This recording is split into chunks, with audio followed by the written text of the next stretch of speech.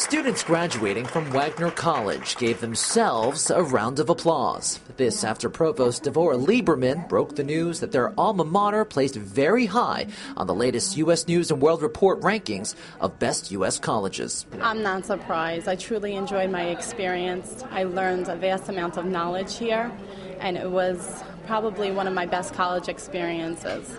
This school of about 2,000 students in Grimes Hill ranked #1 among northern schools granting master's degrees.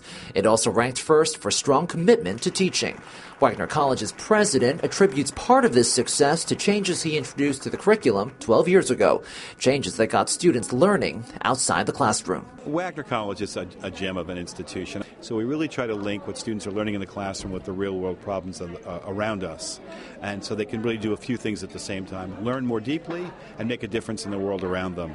And that has really been a model for us for the last dozen years, and now it's been recognized nationally. U.S. News & World Report identified Wagner College as a school where, quote, the faculty has an unusual commitment to undergraduate teaching.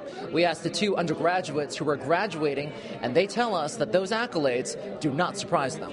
Well, that's completely accurate. Most of our classes could be anywhere from 10 people to maybe 30 to 35 people, so there was a lot of teacher attention. And I knew that Wagner had many credits for being a beautiful school, for being top-notch in many of its departments, but I didn't know the specifics, and it's great to hear. It's definitely I carry with pride with that. The new issue of U.S. News & World Report hits magazine stands Monday.